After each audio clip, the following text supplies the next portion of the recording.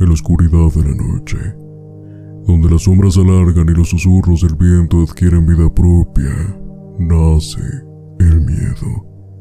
Es ese compañero inseparable, el eco de nuestras más profundas inquietudes, el susurro de lo desconocido que se cierne sobre nosotros en la penumbra.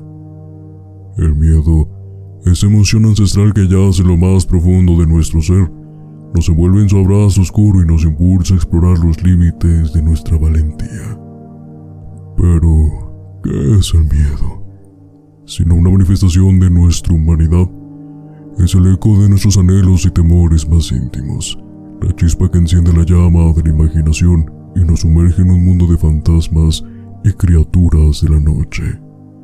Aunque puede parecer un enemigo, el miedo nos une de una manera única. Nos conecta a través de nuestras experiencias compartidas de terror y nos recuerda nuestra propia vulnerabilidad en un mundo lleno de incertidumbre. Bienvenidos a Miedos Nocturnos, un viaje a través de las sombras de la noche, donde exploraremos los rincones más oscuros de la mente humana y nos sumergiremos en las profundidades del miedo.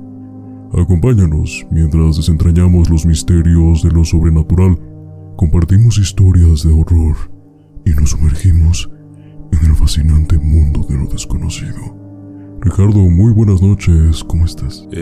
Feliz de estar aquí contigo otra vez como cada sábado para poder discutir temas que nos pueden intrigar, nos pueden dar miedo y sobre todo nos pueden generar ciertas inquietudes al momento de escucharlas y de palparlas.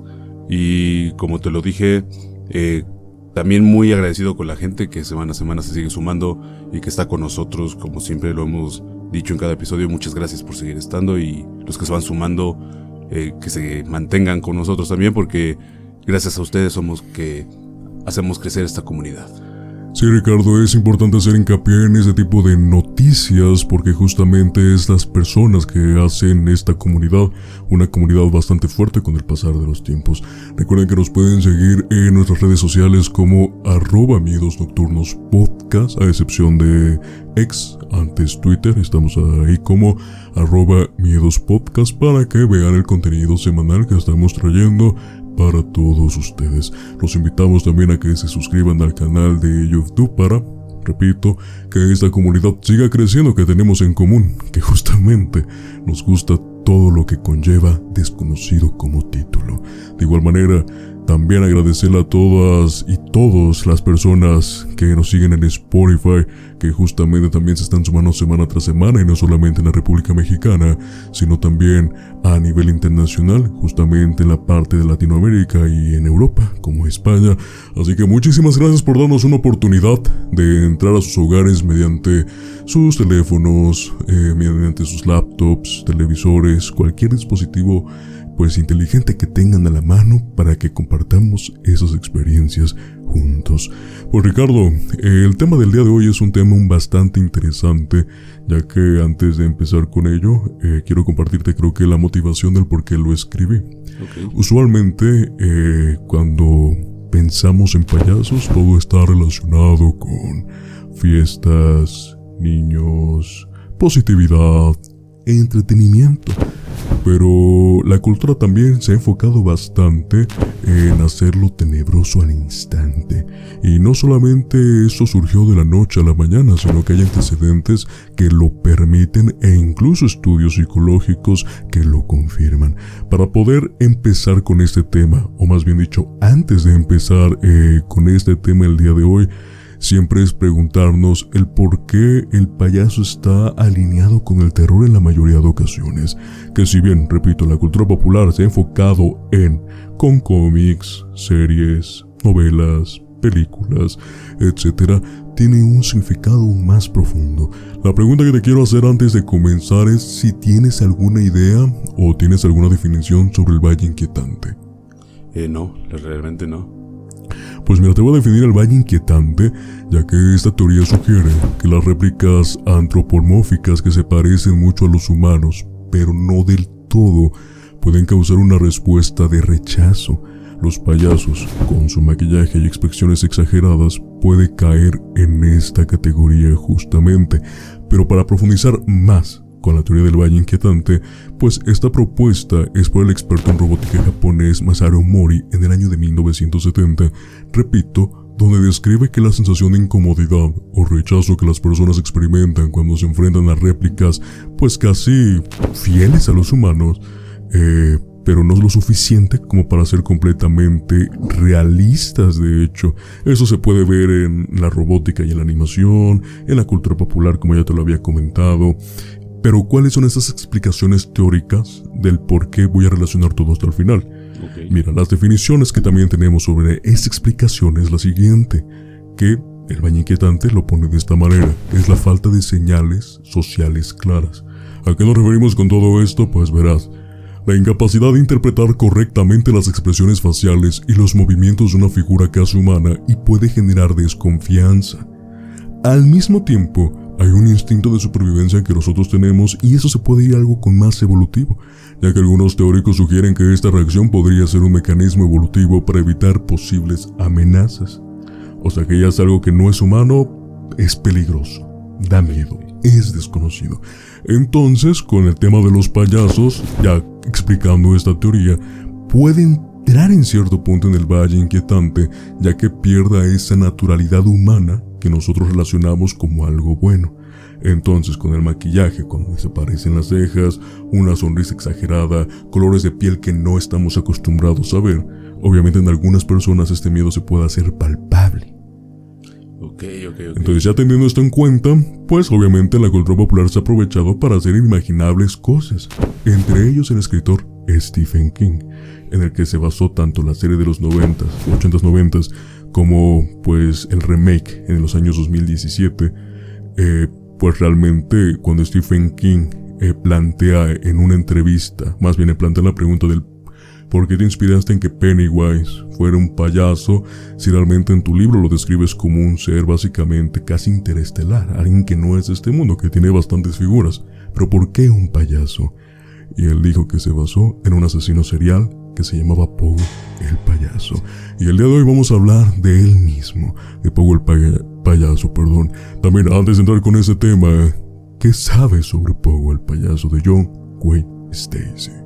Realmente muy poco. Creo que la mejor referencia que puedo tener es justamente la entrevista que le hicieron a Stephen King, preguntando precisamente quién se había basado para modificar su personaje y sobre todo alterarlo, porque realmente es una alteración. Me gustaría retomar un poco de la introducción que nos estás dando, bueno, de esta breve adentramiento, de esta explicación, y creo que es palpable. Creo que ahorita ya puedo comprender un poquito más ese miedo de los payasos de personas que a veces ni siquiera lo comprendemos, ¿no? Porque yo siento que muchas veces, más en la cultura de los 90s y de los 2000, pues este miedo se alteró gracias a la película de It, de eso.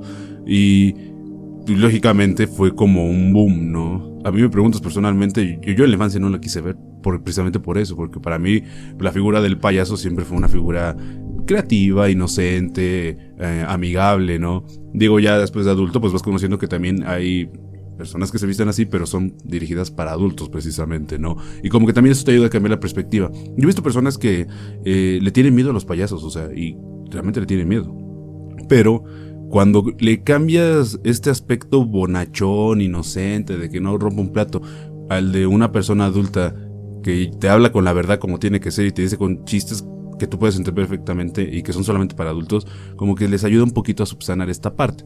¿Por qué lo digo ahorita? Porque sé y siento que a las personas que ahorita nos vamos a dirigir y que les interesa el tema, puede haber personas que también les inquieta justamente el tema de los payasos, ¿no? Y si vamos a hablar de Pogo el Payaso es porque, pues lógicamente es alguien que no hizo precisamente las cosas muy bien y que puede alterar un poquito esta situación, este miedo, ¿no? Como volver a retomar, a tener un recuerdo fresco de la infancia o de la adolescencia, que es más comúnmente en estos escenarios donde se da este miedo que no decimos que sea infundado, pero que es parte de su idiosincrasia, ¿no? De su ideología. Partiendo de tu comentario, Ricardo, si me permites, te voy a dar ahora mi introducción al tema, pues para saber de lo que vamos a hablar ya a profundidad el día de hoy. En los rincones más oscuros de la mente humana, donde el terror y la locura se entrelazan, habitan las figuras que desafían nuestra comprensión de la maldad. Esta noche nos adentraremos en la historia de un hombre cuya máscara ocultaba más que una simple sonrisa de payaso. John Wayne Gacy, conocido por muchos como Pogo, fue el rostro de una pesadilla vestida de colores brillantes, un depredador que acechaba bajo la inocencia de un disfraz que debería haber inspirado risas, pero que terminó sembrando el horror.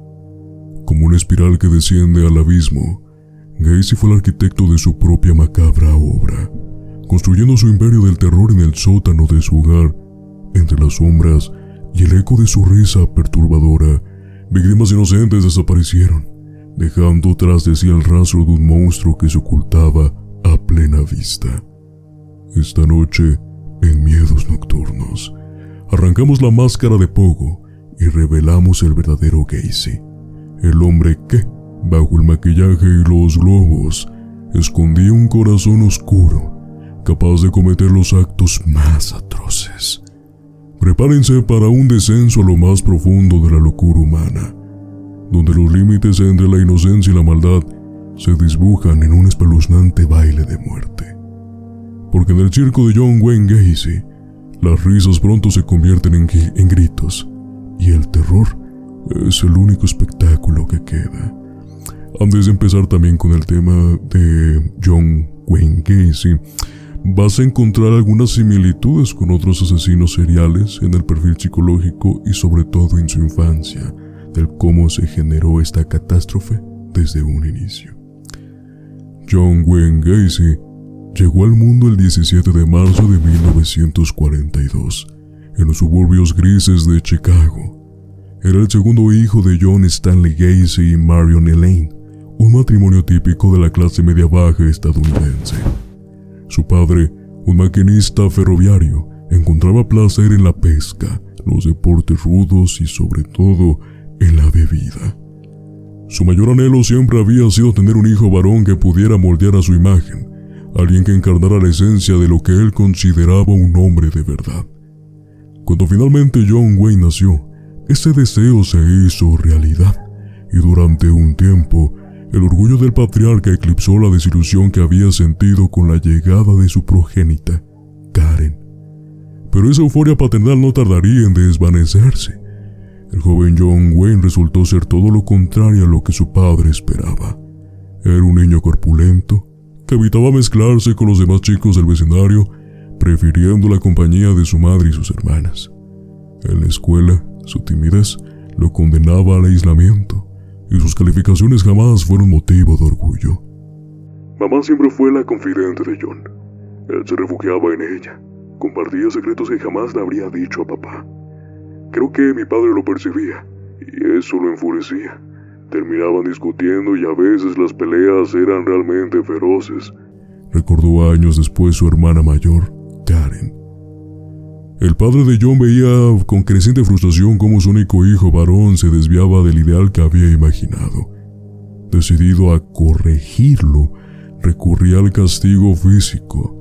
Tras largas jornadas de trabajo, se retiraba al sótano de la casa, donde se entregaba al brandy. Ya embriagado, subía con el cinturón en mano, dispuesto a enderezar al joven John Wayne. Estos golpes le lanzaba insultos cargados de desprecio, maricón, estúpido y nene de mamá, como si cada palabra pudiera esculpir al hijo que tanto deseaba. Hasta este punto, como te lo dije, creo que podemos encontrar ciertas relaciones con otros asesinos seriales que hemos hablado en el podcast de Miedos Nocturnos. Sí, yo creo que ya es suficiente con el trauma que tiene al principio. Es que estamos hablando de una época en la que de por sí la virilidad era muy cuestionable. O sea, si no eras como era la mayoría de los hombres grandes, de los adultos, te cuestionaban demasiado, ¿no? Y ¿por qué lo menciono?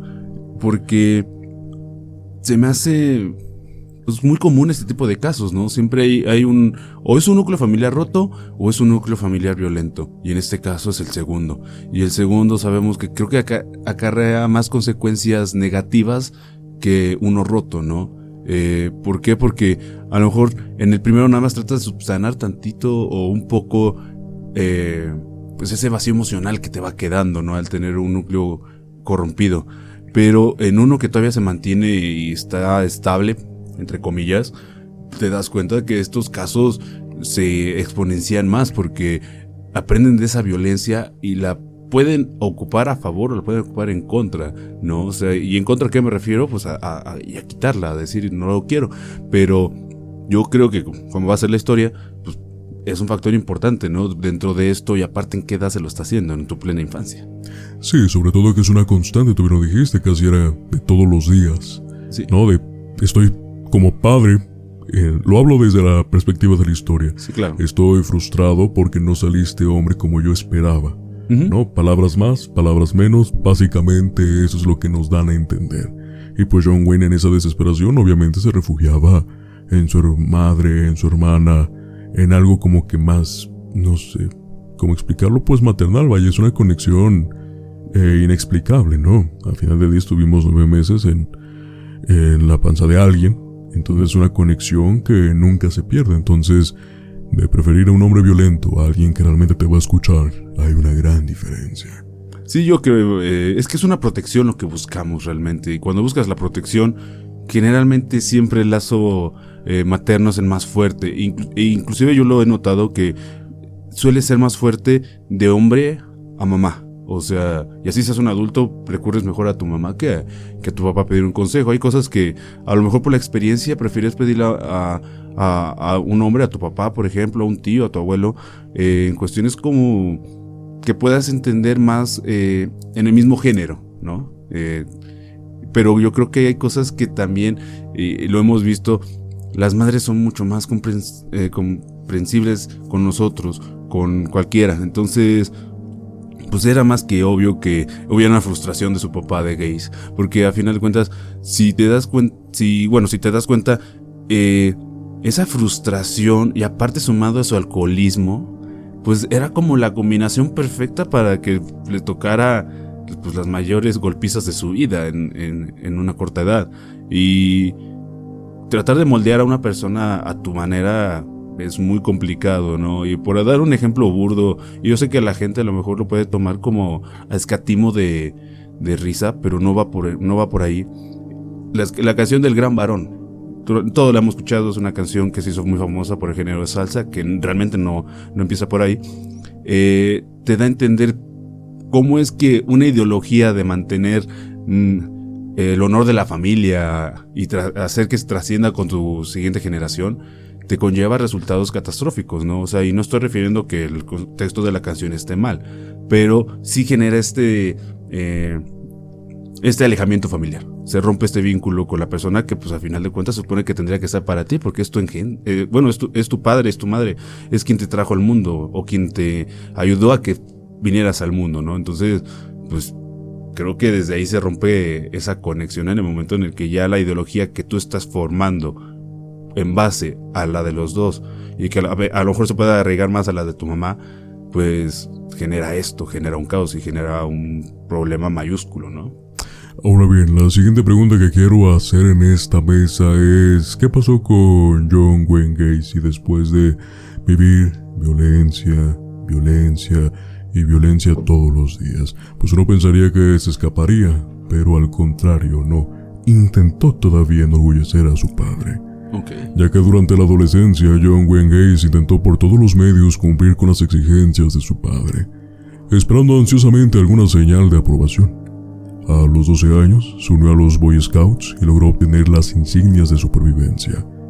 Tras un campamento, creyendo que aquello lo acercaría a la imagen de fortaleza que su padre deseaba. Sin embargo, la sombra de sus deseos reprimidos ya comenzaba a acecharlo. Barry Bashley, un amigo de aquella época, recordó años después un extraño episodio que aún lo perturbaba. Una tarde, mientras jugaba en su casa, John Wayne se bajó los pantalones, revelando que llevaba puesta ropa interior de su madre. ¿Qué estás haciendo con eso?, le preguntó con incredulidad. Me gusta verme vestido de mujer, respondió John Wayne sin atisbo de vergüenza. A pesar de estas inclinaciones, Gacy intentó desesperadamente proyectar una imagen que complaciera a su padre. Durante la secundaria, por ejemplo, salía con varias chicas y paseaba con ellas cerca de su hogar, esperando que su padre lo viera y reconociera algún mérito. Incluso trató de practicar deportes, aunque esos esfuerzos terminaron en desilusión. Sufría desmayos cada vez que intentaba correr. Con lo anterior, ante esto más bien, los médicos le diagnosticaron un coágulo en la cabeza, recetándole medicamentos para tratarlo. Pero John padre, terco y cruel, no creyó en la dolencia de su hijo, asegurando que fingía los desmayos para evitar los estudios y el ejercicio. Después de pasar por 4 colegios sin graduarse y asfixiado por los constantes abusos de su padre, Gacy decidió ahora sí escapar. Aunque seguía ansiando su aprobación, la vida en casa se había vuelto insoportable. Se marchó de la ciudad buscando trabajo en una funeraria en Las Vegas, con la esperanza de dejar todo atrás. No podía hablar con mi padre. Estaba roto. Me sentí un idiota, un inútil, que nunca lograría nada.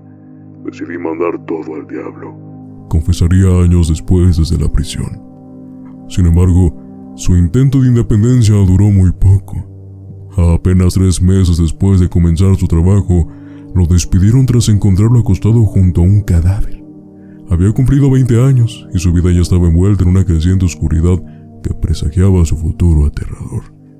Después de estos oscuros acontecimientos, tenemos un giro de 180 grados en la historia que también va sumando a toda esta catástrofe ya anunciada.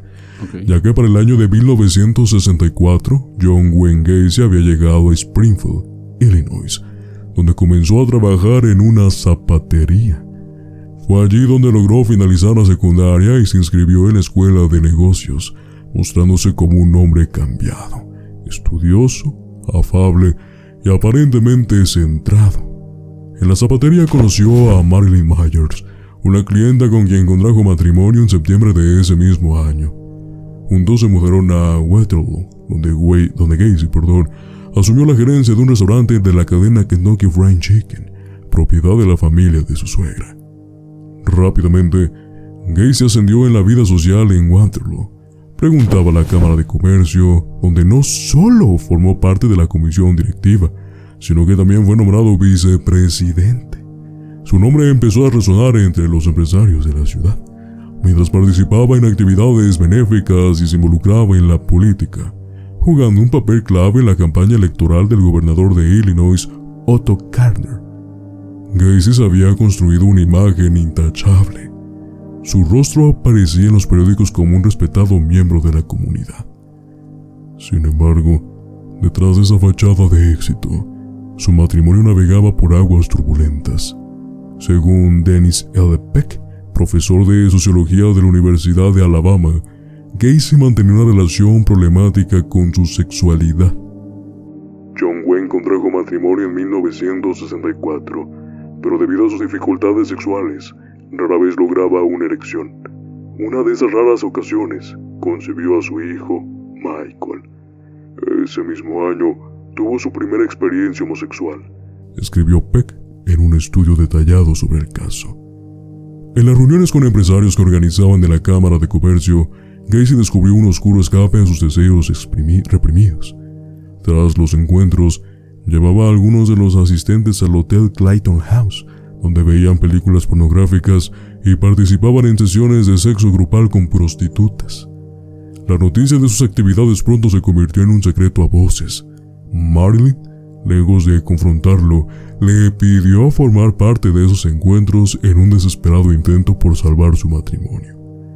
Así, ambos integraron un grupo swinger, una dinámica que le reveló a la hermana de Gacy, Karen, durante una visita. Me contó que a veces volvían a casa con otras personas.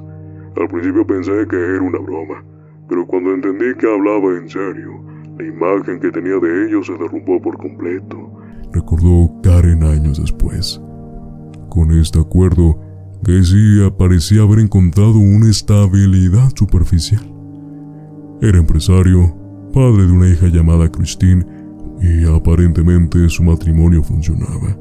Sin embargo, en lo más profundo de su ser, algo más oscuro seguía creciendo: su obsesión por los adolescentes, un deseo que lo consumía y que pronto lo arrastraría a los abismos de la perversión. Hasta este momento, Ricardo, ¿qué opinas de la vida casi adulta adulta joven de John Wayne? Voy a ir punto por punto. Es lo que me gustaría tomar. En primera instancia, la adolescencia creo que es un hito y un punto crucial. Desde los esfuerzos en vano, por decirlo así, por tratar de complacer a su padre, de que lo viera como tal. Aquí quiero retomar mi comentario anterior sobre la canción del Gran Varón. Creo que no estaba tan equivocado al hacerlo entonces, porque va por ahí orientado. Segundo, los primeros indicios de que tenía una tendencia a ser homosexual. O sea, creo que para la época tú y yo sabemos que estaba demasiado mal visto, que era algo que la gente iba a juzgar y lo iba a condenar por eso, y más si daba muestras de ello, ¿no? A lo mejor por eso el aferramiento a ser atleta, a buscar sobresalir, ¿no? La primera dolencia y ese rechazo de su padre, pues yo creo que también significa mucho en ese punto, porque ya no era la frustración solamente del papá, sino también la frustración del joven Weiss, ¿no? Del adolescente Weiss. De ahí partimos al siguiente punto, que ya fue su vida adulta.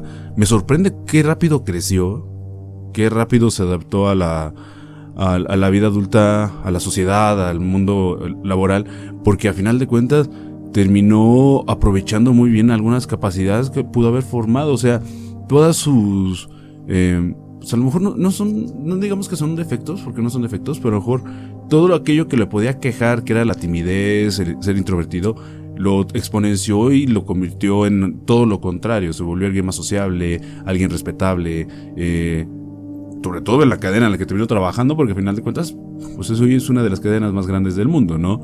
Eso es un punto que para mí me gustaría rescatar bastante durante todo el podcast, porque creo que es algo que yo no esperaba escuchar sobre este payaso. Bueno, ahorita sobre John, porque hasta aquí es John, hasta este punto. De aquí, su vida marital, wow, o sea, creo que hemos escuchado cosas de asesinos seriales, inclusive aquí lo hemos discutido o hemos escuchado otros casos, y sí me sorprende porque raramente escucho que un matrimonio se vuelva swinger para tratar de salvarlo, ¿no? O sea, había que entender exactamente por qué estaba la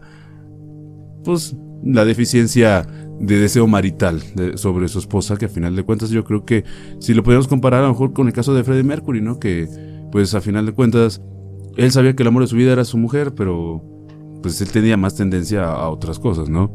Entonces, a lo que voy con esto es que sí me sorprende ese aspecto. Creo que ese aspecto de todo, de lo que es la función psicológica, me está llamando demasiado la atención. Y lo que no me queda claro es por qué se va obsesionando con los adolescentes, con personas más chicas que él. He estado tratando como ahorita de hilvanarlo y no le encuentro un poquito de sentido por qué se va ahora con gente más chica cuando él ya supera los 20 años, bueno, los 23, 24, 25 años. Más adelante yo creo que lo vas a entender conforme avancemos a la narrativa, porque también es un punto sumamente importante. Okay. Porque exactamente está esta interrogativa hasta ahora, sale de la nada. Pero ¿por qué? Sí, en este punto se me deja la interrogativa. Puedo tratar ahorita tengo una hipótesis nada más, porque al final de cuentas ya lleva una vida errante, una vida de, pues, a lo mejor de excesos, de ya mucho libertinaje, en el cual hasta su esposa trata de salvar su relación complaciéndolo a él, que sabemos que era muy notorio de la época, era muy, muy parte de la época de que se dieran ese tipo de situaciones, porque al fin de cuentas el hombre tenía más poder sobre el núcleo familiar, pero no quisiera adelantarme. Yo siento que a lo mejor de que por aquí puede haber empezado a surgir la idea, pero sí me gustaría escuchar esa parte de tu voz. Para continuar con esta historia, Ricardo, vamos a comentar el primer abuso de John Wayne Gacy, que si bien es un tanto inocente entre comillas, la exploración que se viene a profundidad es bastante atroz. Okay. Una noche de 1967, cuando su esposa y sus hijos estaban de viaje, invitó a un adolescente de 15 años, Donald Burgess, a su casa. El chico era hijo de un senador amigo de John Wayne. Lo emborrachó y lo obligó a practicarle sexo oral. Después le dio $15 y le dijo que si contaba lo que había pasado, nadie le creería. Después de unos días de duda, Donald se atrevió a hablar con sus padres. En marzo de 1968, John Wayne Gacy fue arrestado y acusado de sodomía. A pesar de sus intentos de manipulación, proclamó la inocencia de sus actos y se ofreció a someterse a un detector de mentiras. Sin embargo, el resultado fue devastador para él. La única verdad que dijo fue su nombre, constató el técnico en su informe. El escándalo pronto se desbordó y al hacerse público el caso, surgieron otras víctimas.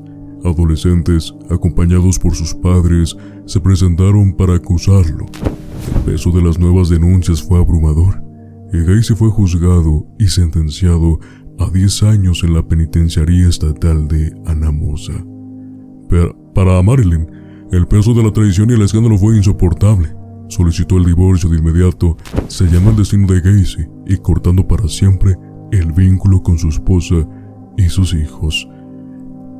Creo que este párrafo o este apartado que te acabo de compartir suena como el final de la historia. ¿Sale? En que solamente abusó de una persona, sus mentiras llegaron hasta aquí.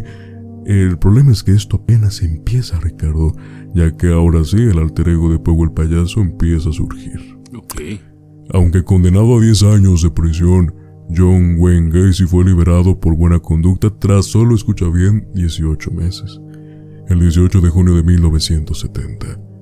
Regresó a Illinois con un pasado oculto, ya que fuera de su familia original, nadie conocía los detalles de su condena.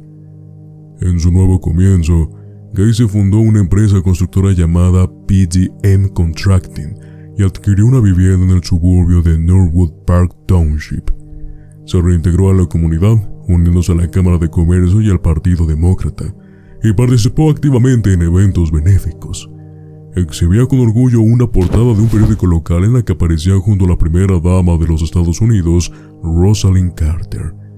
En su sala de estar, la fotografía original, firmada por ella, adornaba la pared con la dedicatoria para John Gacy, los mejores deseos. Durante este periodo, Gacy se convirtió en Pogo el Payaso, animando eventos de recaudación de fondos y entreteniendo a los niños. También se casó con Carolyn Hoff, una antigua compañera de escuela de su hermana Karen. A los ojos de sus vecinos, otra vez era un ciudadano ejemplar, amable, servicial y comprometido con la comunidad. Sin embargo, tras las puertas cerradas, la realidad era muy distinta.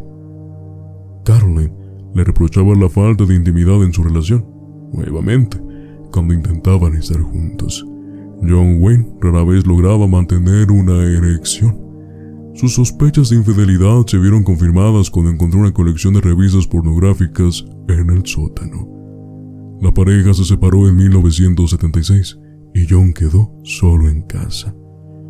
Lo que Carolyn no sabía era que aparentemente el respetable Pogo el Payaso ya había violado y asesinado a 2 adolescentes. Ahora bien, hasta el momento van 2, pero de pronto, de la noche a la mañana, ya empezamos a encontrar 30 víctimas. La primera violación seguida de asesinato perpetrada por John Wayne Gacy se remonta el 2 de enero de 1972, ya cuando se encuentra completamente solo. Aprovechando la ausencia de Carol, recogió en su auto a Timothy McCoy, un adolescente de apenas 15 años. Lo condujo a su hogar, donde lo sometió y lo asesinó a puñaladas. Posteriormente ocultó su cuerpo en el sótano. Transcurrieron más de 3 años antes de que Gacy cometiera su segundo crimen. El 29 de julio de 1975, violó y estranguló a John Burkovich, de 16 años, y también lo enterró en el sótano. Le hice un torniquete, lo sofoqué.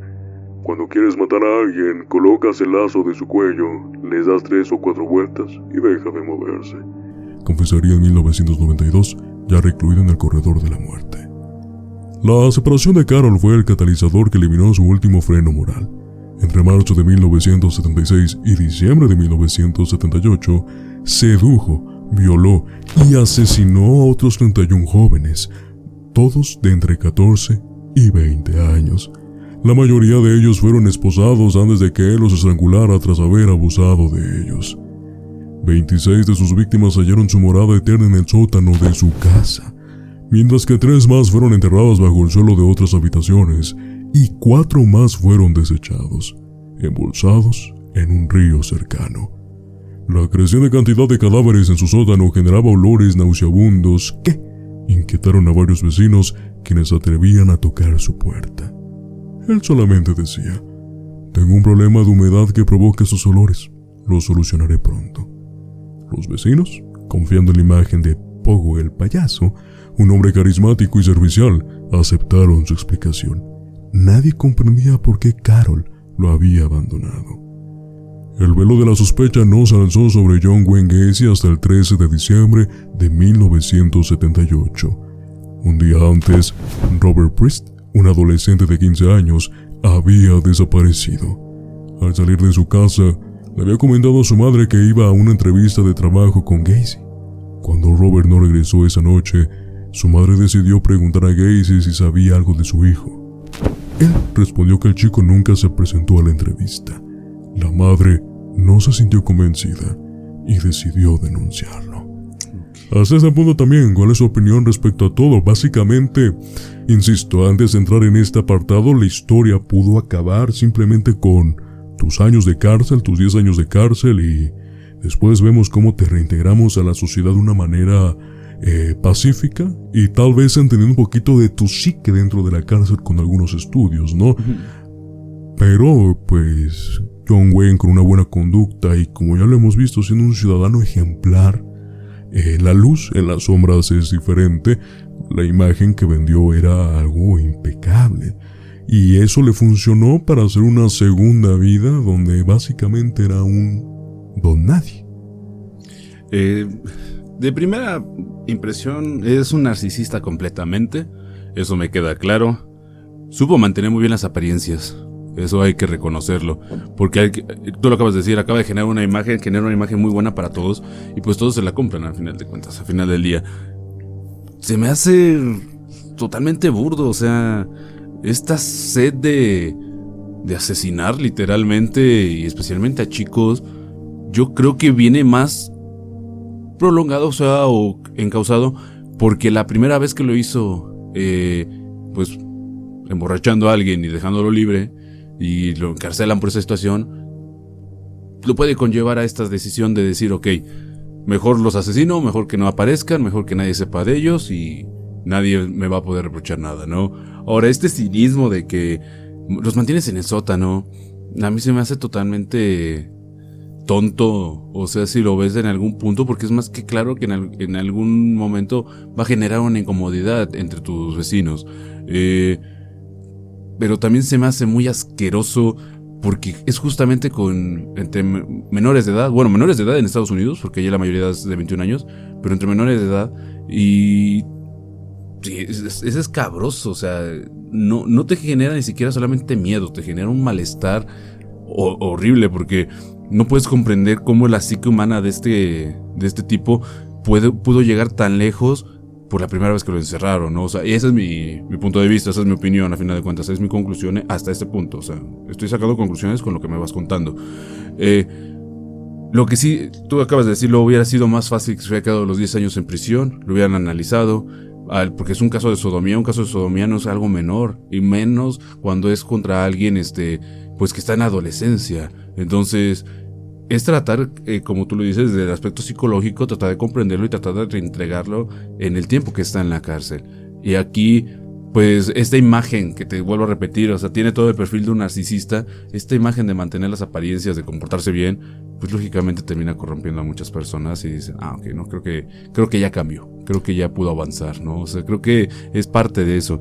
Y es que el perfil del narcisista es eso, puede dar una buena imagen afuera, pero dentro de su casa o en lugares más privados te puede dar otra, o sea, puede cambiar totalmente y puede ser hiriente, puede ser manipulador, puede victimizarse fácilmente o puede hacer este tipo de cosas, ¿no? O sea, y como tú lo acabas de decir, lo hemos visto en otros perfiles de asesinos seriales, pero creo que supera por mucho mi entendimiento sobre los asesinos de este tipo, porque no comprendo la necesidad de tener que asesinarlos a final de cuentas. O sea, no comprendo al 100%. Yo creo que a lo mejor es más porque no lo delaten, pero no entiendo por qué ser tan cruel y tan torturador con ellos, ¿no? Eso también puede ser que existía un cierto masoquismo, un cierto disfrute sexual aparte de abusar de ellos, ¿no? Como lo es típico en asesinos seriales, ¿no? Pues recordemos que el reprimir emociones en todo sentido puede llevar a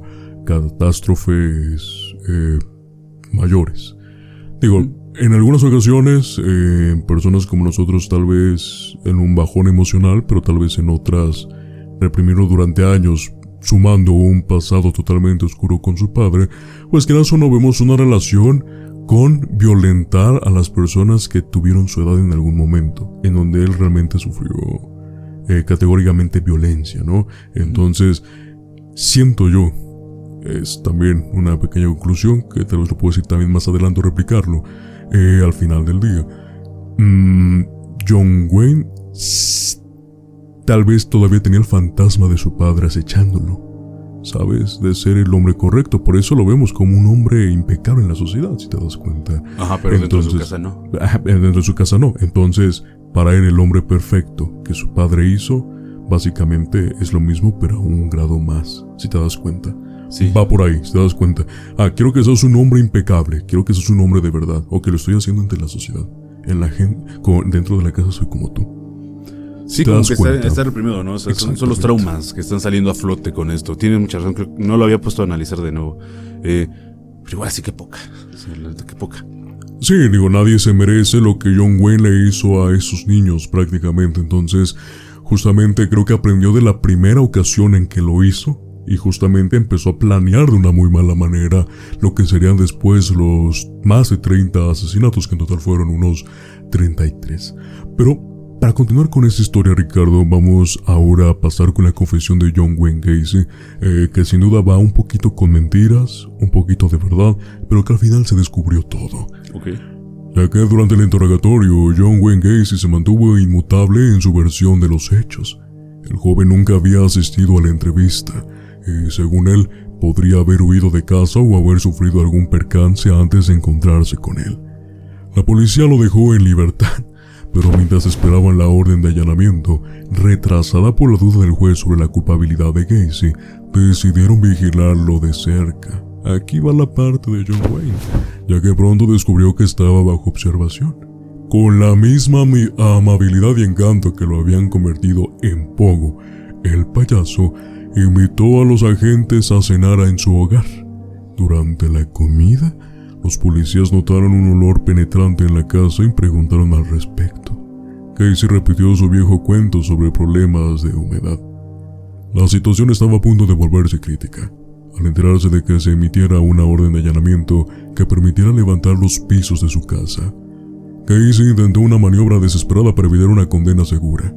Fue a consultar con su abogado, a quien confesó los 33 asesinatos cometidos. Su abogado le aconsejó entregarse antes de que se efectuara el allanamiento y revelar toda la verdad. Sin embargo, era demasiado tarde.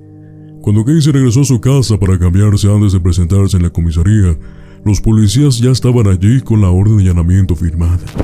Al excavar, descubrieron 16 cadáveres enterrados en el sótano. En los años siguientes, se encontraron más cuerpos, tanto en la casa como en otros lugares relacionados con el caso. Que si bien la amabilidad o la aparente amabilidad de John Wayne Gacy al intentar invitar a los agentes a comer fue básicamente su final. Sí, fue su condena automática, ¿no? Sí, como te lo dije en la introducción, él mismo instaló el circo y él mismo fue el que lo cerró. No hubo nadie que se metiera con él. Realmente él mismo condenó su final. Y pues para eso te voy a presentar a lo que titulo el final del show. Okay. El juicio de Pogo el payaso se inauguró el 6 de febrero de 1980 en los tribunales de Chicago. Aconsejado por sus abogados, John Wayne Gacy se declaró no culpable y alegó a que padecía trastornos mentales que lo eximían de responsabilidad de sus crímenes. Esta estrategia fue rápidamente refutada tras una serie de evaluaciones psicológicas. Gacy cambió su enfoque, argumentando que las muertes pues básicamente eran accidentes ocurridos durante actos sexuales consensuados en los que él practicaba la asfixia erótica. Pero esta explicación tampoco prosperó. El 13 de marzo, el tribunal lo condenó a múltiples cadenas perpetuas, que en la práctica resultaron irrelevantes dado que también recibió varias penas de muerte. Gacy pasó 14 años en el corredor de la muerte, periodo en el cual sus abogados lograron múltiples aplazamientos y apelaciones. Durante este tiempo, descubrió una inesperada pasión por la pintura. Se dedicó a crear obras al óleo y su tema favorito sigue siendo su propio alter ego, Pogo el payaso, aunque también incursionó en teatros como el de Blancanieves. Tras su ejecución, algunas de sus pinturas de hecho fueron subastadas. Una de ellas incluso adornó la portada del álbum When the Kid String Pops del grupo Acid Bat. El 10 de mayo de 1994, Pogo el payaso fue ejecutado por una inyección letal, un proceso que lo llevó 18 minutos. Sus últimas palabras fueron a los gritos: matarme no hará regresar a ninguna de las víctimas. El Estado me está asesinando. Nunca sabrán dónde están los otros. Bésenme el culo. En octubre del 2021, los forenses identificaron a su última víctima mediante un análisis de ADN en una pieza dental. El joven era Francis Wayne Alexander, un adolescente desaparecido en diciembre de 1976.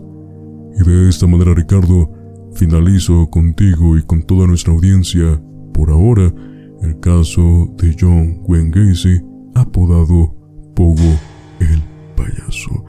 ¿Qué te pareció esa historia, sumando más a las atrocidades que encontramos en la sociedad durante tanto tiempo?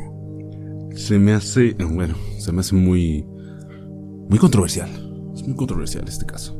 Es controversial en el aspecto de la imagen buena que siempre mantuvo contra la sociedad, y también el hecho de que se aplazara tanto el final de su vida con la inyección letal, que es válida en Estados Unidos solamente.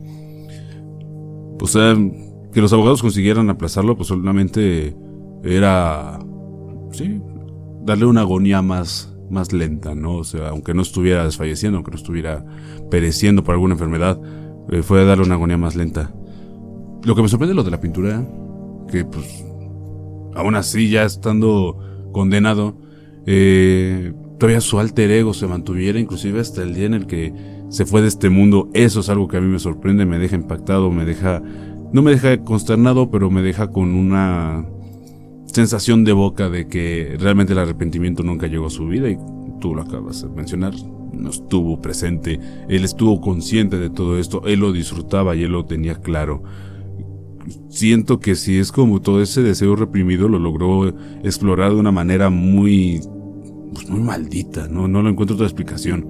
Y al final de cuentas, qué bueno que el Estado haya tomado la mejor decisión, que fue aniquilarlo, porque es la realidad, pero qué lástima que se haya tenido que aplazar tanto, ¿no? O sea, a lo mejor estas obras de arte que se subastaron, pues es arte, el arte es algo que no puedes juzgar, pero no creo que hubiera tenido necesidad, porque también fue expandir más la leyenda de Pogo el payaso. O sea, y qué necesidad tenía tanto el Estado como el murmullo social, como el morbo de la gente, como todos sus crímenes, para que le dieran todavía un poquito más de fama, que ya de por sí ya la tenía por todos esos hechos atroces y por la cara bonita que pone ante el mundo. Date cuenta, me quedo con un comentario con una palabra que acabas de compartir con nosotros, que es morbo. Justamente cuando ocurren este tipo de casos con gente no adecuada a la sociedad, pues obviamente da un miedo profundo. Por otro lado, la sociedad también no sé cómo decirlo también para que no suene tan feo, pero los eleva. Mira, un claro ejemplo es cuando Jeffrey Dahmer fue encarcelado. Le llegaba dinero, le llegaban cartas, que si podía firmar, que si podía mandar cosas, se volvió en un ícono. Sí. En el caso de John Wayne, con el caso de las pinturas, como tú lo bien mencionas, si bien es arte, pero ¿de quién viene? Entonces, donde también genera esta popularidad. Y también, como lo hemos comentado anteriormente en otras ocasiones, Realmente cuando se trata de ese tipo de personas, al final dejan una marca imborrable en la historia y quedan en la posteridad y lamentablemente son parte de nuestra, primero, de nuestra psique humana, de que no hay límites, realmente. Y en segundo, que ese tipo de casos pueden seguir pasando. También cuántos casos no hemos visto, escuchado en la actualidad, ¿no? Va a ser una constante y que, repito, lamentablemente se van a quedar con nosotros hasta el día de nuestra muerte y en los anales de la historia. Ahora bien, para resolver tu duda sobre lo que decías de por qué se metía con adolescentes, también estuve recabando algunos puntos para compartir contigo, relacionado a la conclusión anticipada que te había compartido. Primero, en primer lugar, tenemos que es una infancia traumática, ¿no? Sí, creo que claro. por ahí vamos. Gacy tuvo una infancia difícil, marcada por el abuso físico y emocional de su padre. Este entorno abusivo pudo haber contribuido a su desarrollo de comportamientos violentos, desviados y sobre todo desenfrenados. Otra cosa es la fachada de normalidad. Gacy era un miembro respetado de su comunidad y participaba en actividades benéficas disfrazado de payaso. Esta fachada le permitía acercarse a sus víctimas sin levantar sospechas, así que podía entrar con facilidad a cualquier lugar donde habría menores. En el número 3 también tenemos los posibles problemas psicológicos que en algún momento los quiso meter para no ser encarcelado, pero que fueron descartados a la brevedad. Gacy sufría de trastornos psicológicos que lo llevaron a cometer actos de violencia extrema. Su comportamiento puede haber sido una forma de ejercer poder y control sobre sus víctimas. En el cuarto punto, que es el último, es preferencia por adolescencia, ya que Gacy se enfocaba en adolescentes varones que, si bien, como te lo había comentado, fue un reflejo para poder reprimir lo que en su momento él vivió, pues también, posiblemente, es porque los veía como más vulnerables y fáciles de manipular. Bueno, sí, tiene todo el perfil para poder hacerlo. Entonces, esos son, iban a ser 5 puntos, esos fueron los 4 puntos que recabé como una post-conclusión, para que más o menos se entienda del por qué también se metía con adolescentes. Yo creo que con un adulto no se podía meter con facilidad, no era justamente tan manipulable, ¿sabes? Sí. Con un adolescente podía jugar como sea, vas con poco y tu padre te da el acceso, entonces adelante, ¿no? Tu padre te da la confianza de ir, por lo tanto esa persona es de fiar, es confiable, es respetable y todo lo que él construyó para vivir esos momentos de sexualidad y agonía para ellos, pues fue la conclusión de todo lo que estamos platicando en estos momentos. ¿Sabes qué? Ahorita que lo acabas de mencionar, se me hace muy contrastante, por ejemplo, con el perfil psicológico del caníbal de Rotemburgo, porque no fue un asesino serial. O sea, ya platicamos esta historia y le invito a la gente que vaya a escucharla, está aquí dentro de nuestro podcast. Pero qué contrastante es, porque te das cuenta cuando alguien va directo a atacar, consciente o inconscientemente, por sus traumas, por lo que tú quieras, a quien no se va a poder defender nunca. Y qué distinto es alguien que está consciente y que espera que sea consensuado con alguien que tiene totalmente conciencia de que suceda, ¿no? Entonces, ¿por qué hago este contraste? Porque a final de cuentas sí es uno muy asqueroso y el otro es un poquito pues como más estilizado, ¿no? O sea, en estos aspectos.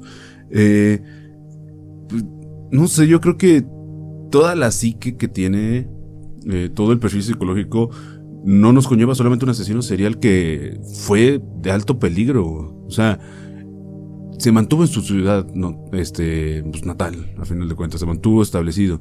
¿Te imaginas que hubiera vuelto a alcanzar la fama que tenía, se hubiera movido en otros puntos? ¿De cuántos casos nos estaríamos hablando? O sea, como que son esas dudas las que a mí ya me deja pendiente. De decir, ok, se mantuvo ahí, fueron 30.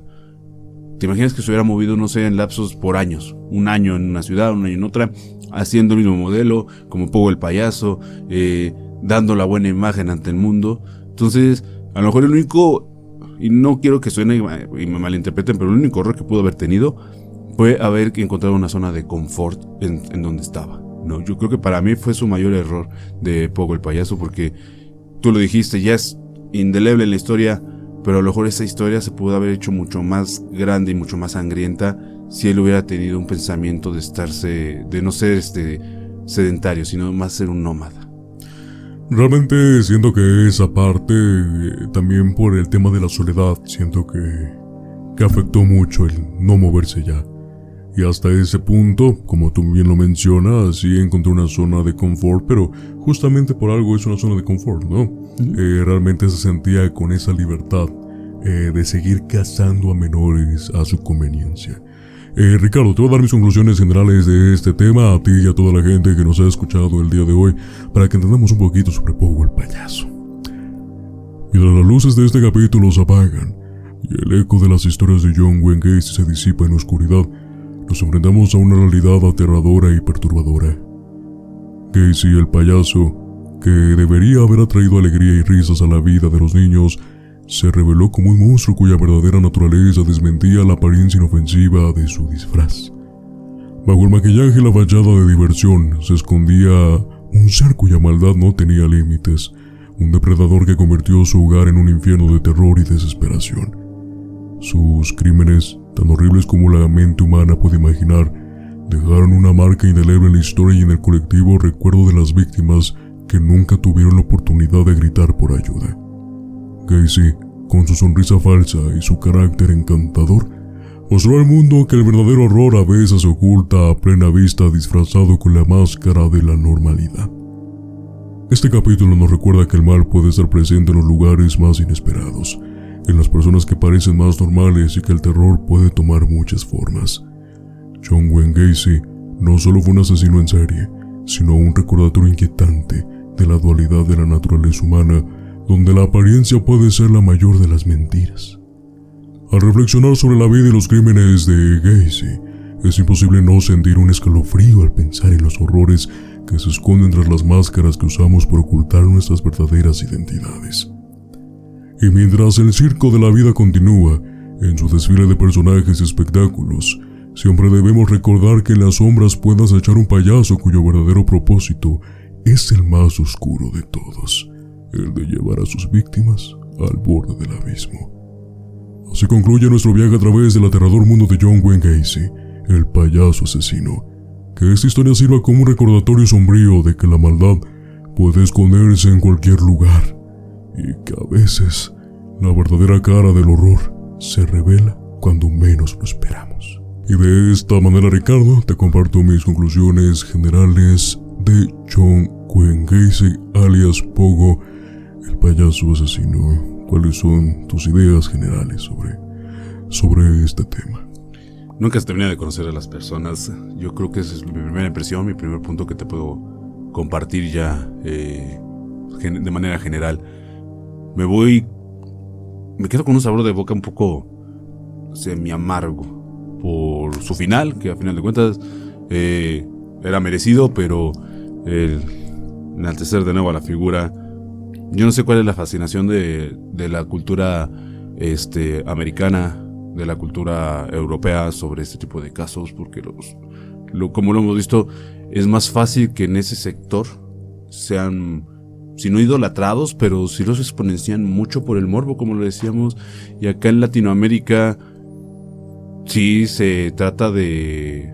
sí se llega a exponenciar un poco por el morbo, pero se condena mucho públicamente. Y yo creo que es por la desidia de nuestras autoridades de que nunca hacen lo correcto con estos tipos de personas, ¿no? No les dan las condenas correctas, los mantienen ahí vivos, y a lo mejor es el contraste de la sed de justicia del latinoamericano que se contrasta contra la del americano y contra la del europeo, que pues tienen sistemas judiciales mucho más rectos y justos que los nuestros. Hago eso como una parte de lo que estuvimos platicando, porque es muy importante para mí mencionarlo. Pogo el payaso, créeme que es una historia fascinante por sí sola, pero demasiado aterradora cuando ya eres padre. O sea, creo que esa parte es la que a mí me queda con el pendiente. Creo que hemos mencionado en otros episodios, cuando no conoces a una persona y no sabes sus intenciones con un sector de la sociedad, sí te ponen un apuro porque no sabes en quién confiar. Por más que sea tu amigo, tú lo mencionaste al final, las máscaras que a veces pones o ponemos puede ser contrastante contra quién realmente eres tú en tu interior, ¿no? Entonces me voy con esa sensación, me voy con una sensación de un poco de miedo. Sí me voy un poco aterrado sobre este tema, pero igual fue muy fascinante conocer la historia de Pogo el payaso. Así es, Ricardo, nunca vamos a conocer a las personas que tenemos enfrente. Realmente es un capítulo para reflexionar a largo plazo. justamente con quien convivimos de una forma recurrente. Antes de finalizar el episodio, les recuerdo a toda nuestra comunidad que nos puede seguir en nuestras redes sociales como @miedosnocturnospodcast, excepción de ex, antes Twitter. Ahí estamos como @miedospodcast. Los invitamos a suscribirse al canal de YouTube para que no se pierdan el contenido semanal que traemos para todos ustedes, así como en Spotify para que nos sigan escuchando mediante la aplicación. Bueno, Ricardo, sin nada más que mencionar por mi parte, te deseo una muy buena noche, esperando verte la siguiente semana. Así que, muy buenas noches. Muy buenas noches, amigo.